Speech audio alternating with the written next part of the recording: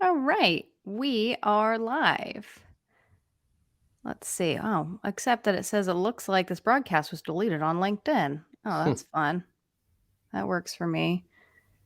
Just remove this destination and then re-add it. Well, you know what? We'll do that and then we'll do that. Save changes. And then we'll add it back on there. See, this is like a troubleshooting day. It's like Thursday. Yeah, we're a Jeez. mess. I know this is some Monday stuff that should be happening. It's never happened before, but technology, what are you going to do? Yeah, Um, all right. Anyway, Jarrad, thanks for joining me this morning. sure. Um, for everyone who's watching, welcome back or welcome your first time to Getting Personal with Compt. This is a show that is all about connecting with workplace experts and people who are just committed to building a better human experience at work. We hear so often that we need to improve the employee experience, but we tend to forget that employees are people, not just a headcount. So today is exciting because I'm joined by actually one of my former coworkers in a space that is, I would call, a hot topic for human resources. Sometimes you see the headlines calling it deskless. You see frontline, hourly, shift workers. We're talking about people who aren't sitting at a computer like we are right now hmm and working in various types of industries. Jarrad, you join us from the fire protection and security industry. Can you tell me a little bit about your title, what you do? Give me some insight into your job. Yeah, so I started 4 years ago at what was at that point communication systems integrators. At that point, we were a KPI company, so it was three of us, and we mainly ran security and communications out of my current office. About 2 years ago, a promotion opportunity came along, and for a uh, security service manager. So applied, got the job.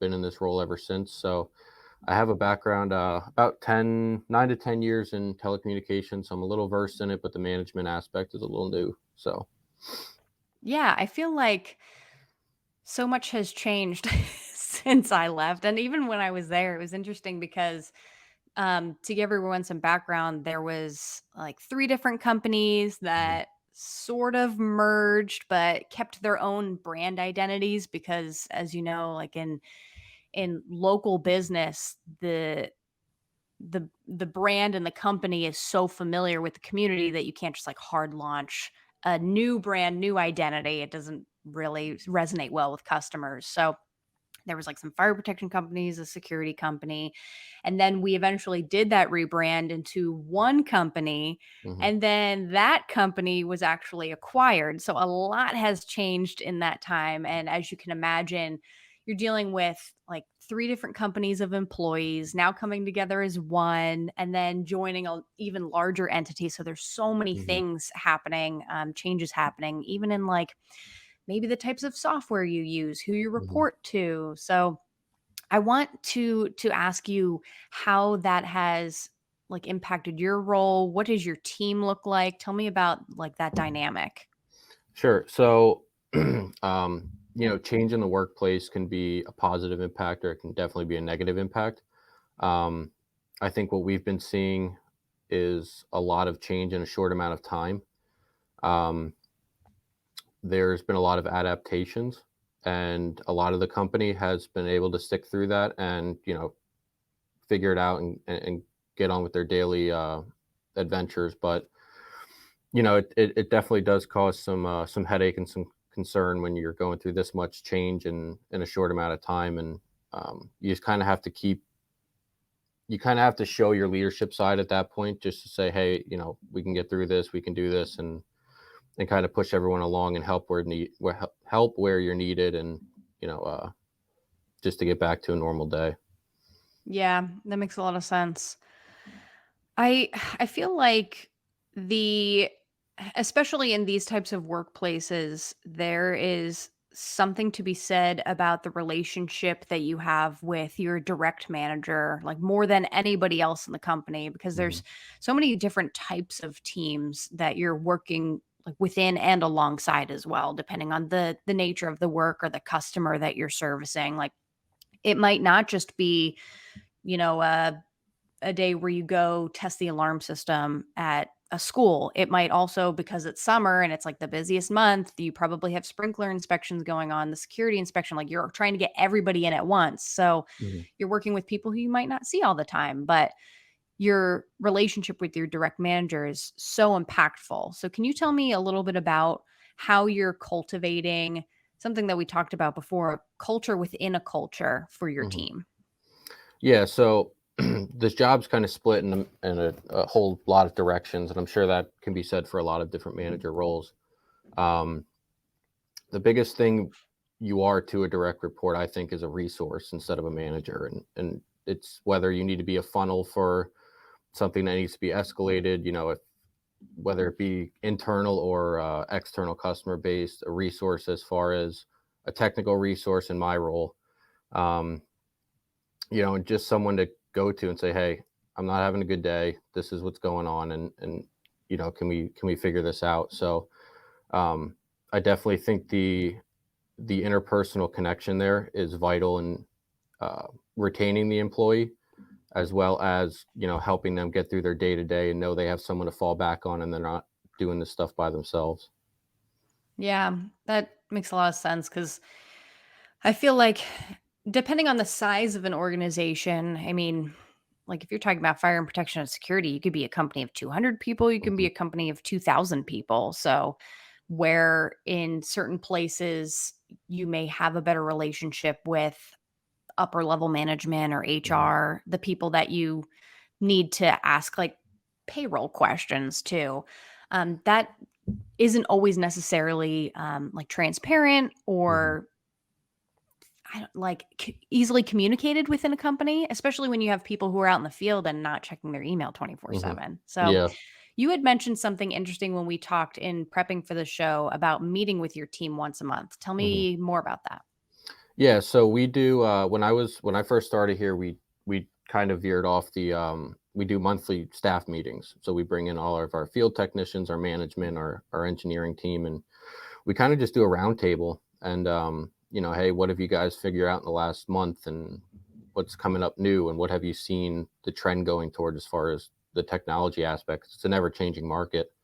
Um, and it kind of just gives them, that team morale booster, like, hey, we're all sitting here and we have the same problems, and we're here to figure it out. And it definitely helps that 10-minute water cooler talk in the beginning of the day is I think vital, especially when you're dealing with field staff and the ever changing markets and customer bases we're in. That it kind of gives these guys a resource outside of me to fall back on and let them know, like, hey, you're part of a team, and we all share the same problems, and you're not kind of singled out.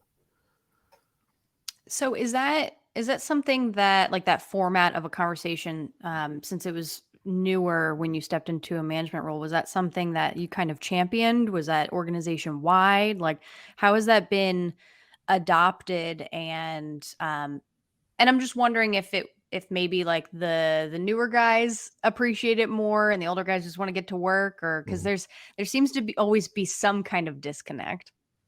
Yeah. So as far as the meetings we have, it's strictly just our security team. Um, just because of the topics we share and the conversations we have only kind of relate to what we're working with. Um, I have gotten a lot of good feedback. It's a lot of, hey, I had this issue in the field, and but we sat in this meeting and he discussed it, and now we share the same problem and we can work on it together. So it kind of gives these guys a sense of camaraderie, and as far as the older versus the newer generation in the meetings, I think it's going to benefit everyone, and it has been. Um, the veteran guys have been here a while, and they've seen and dealt with a lot of things that the newer guys are trying to figure out. So again, it kind of gives you that pathway of communication to be like, hey, I've seen this problem. This is what you got to do to fix it, and it kind of gives the training aspect and the ramp up aspect a little more growth and help. Right. One thing that's interesting to me is that at least from what I noticed in working in the company and working alongside like recruiting efforts, it always Mhm, seemed like generating interest to recruit either kids out of tech school or right out of high school, mhm, or even after college, depending on what route they went. They always seemed a little bit more interested in the AV security kind of route. And maybe that's because it's computer adjacent and mhm, just more interesting than fire protection. Like, I don't necessarily think I want to go around installing sprinkler systems and mhm, slinging pipe in a construction setting. And I think I would rather be working on security systems. But you had mentioned that like there's still a recruiting retention problem. So mhm, walk me through how often you're trying to recruit, onboard new talent. Like what do those pain points look mhm. like? Sure. So, the market and what we bring to market is a very specialized field, just because we carry the entire life safety aspect. So, especially in the security division, it's an ever changing market. There's new technology coming out every day, and um, we we look for someone with experience, but we're not scared to train someone. So we have to find a good middle ground of someone that knows the basics, but is also open and willing to learn the trade. Um, we've had a lot of success doing that as far as the security team goes, and the company in general. We have a lot of good bodies here, and people who are willing to learn and put their time in. Um, the onboarding process is a little lengthy, um, but you kind of weed out who wants to be here and who doesn't within the first few months, and who's really passionate about what they do here and the systems that they install and maintain.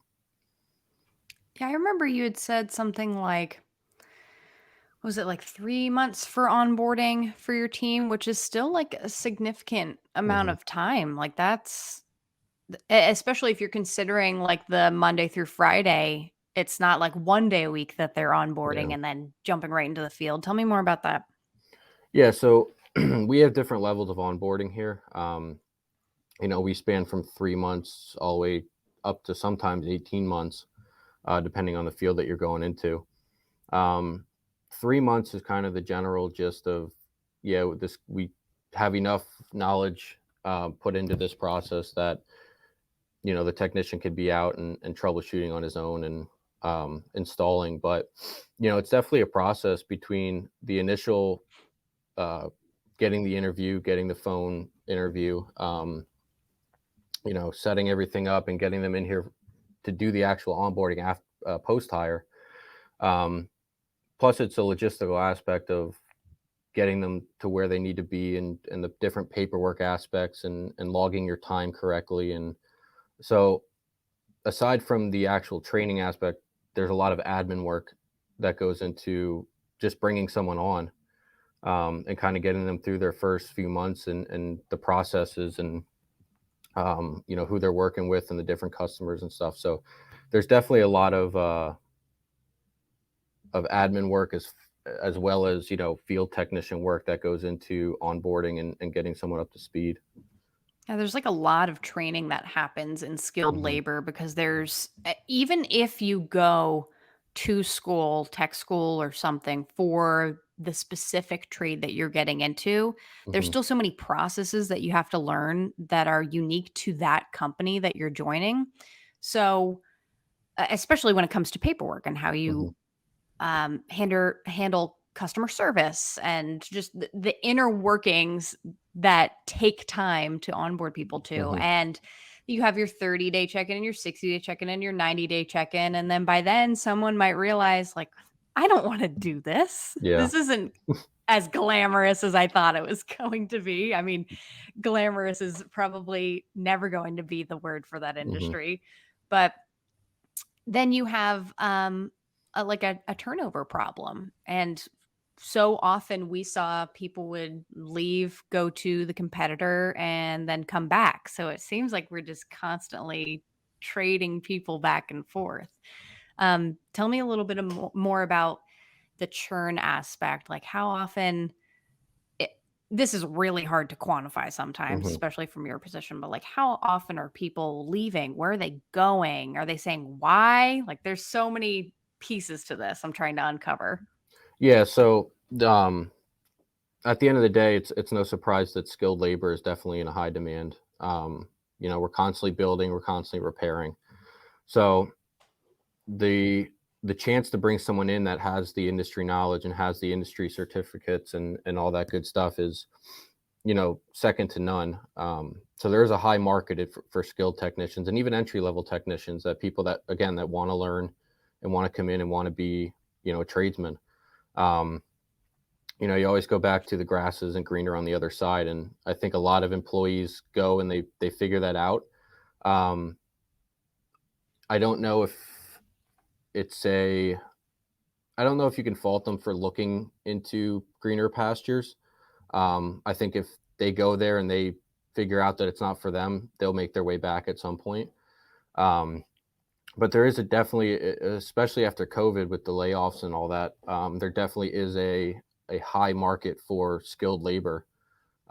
Tech schools are ramping up and buildings are going up, and it's a constantly evolving world, especially, um, in the life safety industry. So there definitely is a high market for the technicians that we employ, and it's that comes all back to, employee retention. So I know that there different ways to approach like salary benchmarking in these industries, especially because you had mentioned you have people who are coming right out of school, no experience. Mhm. You have people who are experienced, maybe coming from either a competitor or an industry that's very similar. So the skills are transferable. And then you have the additional layer of all the certifications that they can receive or are coming in with. So if it isn't salary that is influencing, acquisition or retention, what is? Like, is it other benefits that the team wants that shows that the company is, you know, truly supporting their whole lives, like their work-life balance, their whole selves, or is it really the relationships? Is that where the key is, the relationships that they're building with their coworkers, with managers like you? Yeah, so I think, after the pandemic, there was a real big push in labor, and I think employees are looking at, and that's the employees across the board are looking at, I can go anywhere and make the salary or the hourly wage that I'm looking at. I want a company that's going to care about me and give me a healthy work life balance and have a good culture, and that comes kind of goes back to, if you have a job you love, you never work a day in your life. So I think they're definitely looking for, what does the benefits look like? What does the 401k or the pension look like? What is our PTO like, and what is the company culture, and how do you guys, maintain that culture, as far as, whether it be company meetings like we do the once a month, or, maybe just bringing the guys in or going out to lunch or something like that. Just to show them that, we see you, and that, you're not just another number in the books. So I definitely think, aside from the money aspect, there's a big push to be able to include employees and make them feel wanted, and make them feel like, you know we need you. We're going to do what we can to keep you here. Yeah, it makes a lot of sense. The recognition piece, I remember, has always been Hmm. really significant. So, last question before we part. I just want to get your thoughts on what's next. So, do you have any things in the works to try to attract some new talent, retain people on your team? Do you have like other types of initiatives that you're launching to try to create that culture that you say is so impactful? Hmm. So retention for me is huge. With the industry that we're in, skilled technicians are very few and far between, and I have a great team of guys here that, I'm not looking to lose anytime soon. So, um, all I can say is just listen. listen to their thoughts and listen to their gripes and listen to what they need. And if you give them the tools to be successful, I mean, you have a strong working team right there. So if they need a day off, or if they need to cut out early, or if they need this tool to get the job done, we got to give them what they need. And the more successful your field staff is, the more successful your management is, and the more successful your company is going to be. So just listening and understanding their thoughts, and visiting them in the field is going to be a game changer, I think, in keeping employees here, and giving them a good work balance. Totally agree with you. Jarrad, thank you so much for your time today. I really appreciate it, especially when I know there are always things that are happening and to be done in Yeah. the industry. Um, if anyone wants to follow up with you, reach out. Maybe they're interested in employment. Where can they find you? So you can find me on my LinkedIn, um, Jarrad Smith, Security Service Field Team Leader. You can also apply through our website, keystonefire.com. Um, just open up a conversation, and we can discuss. Great. Thanks again for your time, Jarrad. For everyone else who is listening, watching, we will be back in a couple of weeks with a few more interesting guests. People keep popping up out of the woodwork to talk about how important it is to create a better employee experience and treat people like people. So I'm hoping that if we're all talking about it, we'll actually be doing it. Hmm. See Yeah. what happens. All right, everyone, enjoy your Thursday. Thanks again, Jarrad. Thank you. Bye.